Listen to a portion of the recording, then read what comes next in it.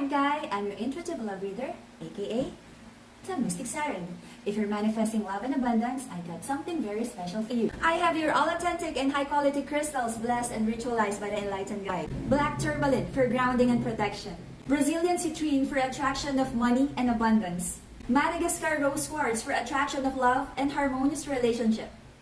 And of course, our lucky red string bracelet with jade charm to attract love and money. PM me kung paano ka magkaroon ng high quality, blessed and ritualized na crystals na to. Sag, this is a Sagittarius reading for the month of June. For your personal reading, kindly send me a direct message. Kamusta mga Sag? Kamusta mga puso? Ano ang goal ng mga Sagittarian today, this month of June? Okay? Ano ang mga manifestations? Let's see. Kamusta? Kamusta ang love life? Okay naman ba? Kapit-kapit lang, Sag. Let's see kung anong meron. Last three shuffles for the Sag. Sagittarius reading for the month of June. For your personal reading, kindly send me a direct message. Okay? There you go. Okay. Right now, you're holding back an offer of love or communication sa person mo. I feel may mga miscommunication or trust issues. O, yan na nga.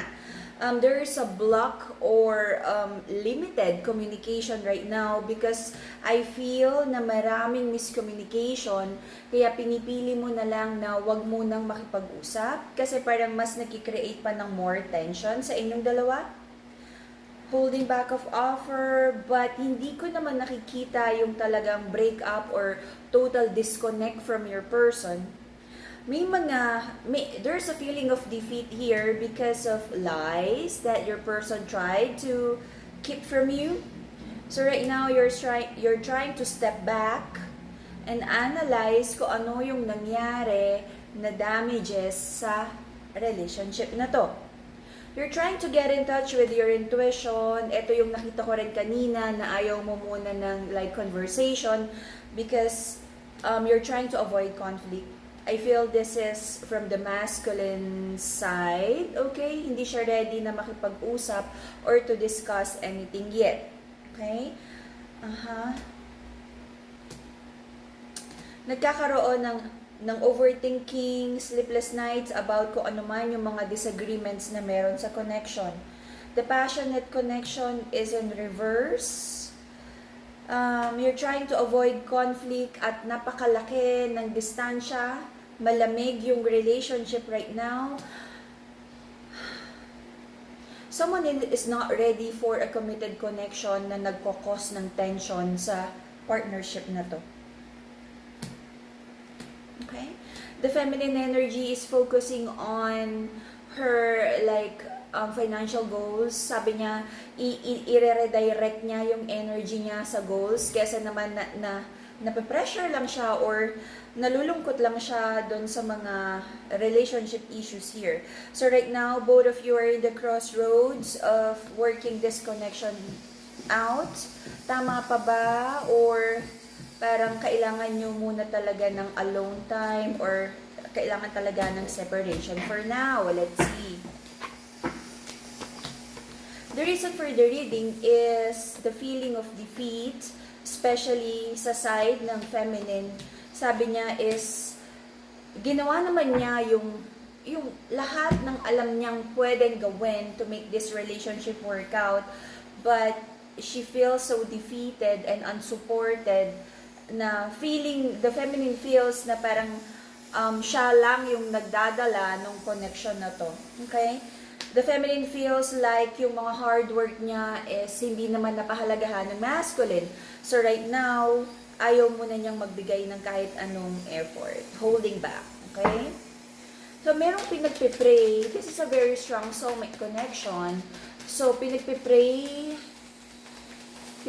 mo, Sag, na ano ba talaga yung dapat gawin? Paano ayusin ang soulmate connection na to?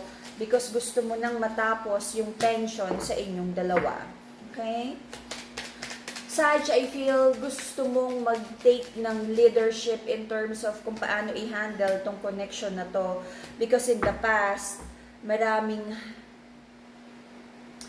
mo naman yung person mo. But right now, ang daming questions kung dapat pa talagang ipaglaban tong relationship na to. Because in the past, ang dami namang naging effort but hindi nag-manifest yung mga magandang outcome na gusto mo for this relationship.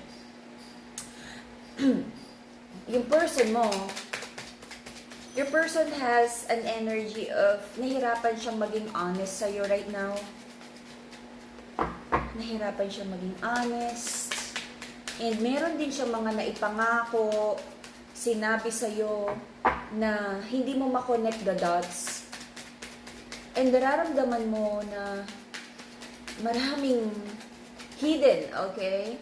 Maraming hidden, marami kang hindi alam about this connection na nagdadala ng anxiety sa'yo. Okay?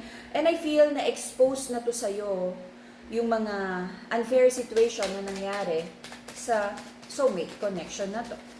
Okay? So, meron ka na nga fear and doubt. Kumbaga, dumaan ka na sa ganitong challenges na napagsisinungalingan ka, na nasasaktan ka, you've been cheated on and lied to in the past. So, ngayong nararamdaman mo ulit, no, na parang umuulit na naman yung same old cycle, natatakot ka na, sabi mo is ayaw mo na. And you don't want to stay in a relationship or any connection na magdadala sa'yo ng worries and sleepless nights. Okay? In the next 3 months, I feel na hindi magiging madali for you na mahanap yung clarity and truth sa situation na to. So, mag-hold back ka pa rin ng offer of love. At magiging wiser ka, magiging careful ka in making any decision. The Fool card is in reverse. I feel you would choose to move forward pag hindi mo nahanap yung clarity na gusto mo. Pipiliin mo na lang mag-move forward. Any more clarification sa outcome? Kung ano man yung mga disagreements dito, I feel kailangan pag-usapan. But kung hindi ready yung person mo to take personal accountability at maging honest sa'yo, I don't feel na kaya nyong mag-build ng strong relationship together. You see?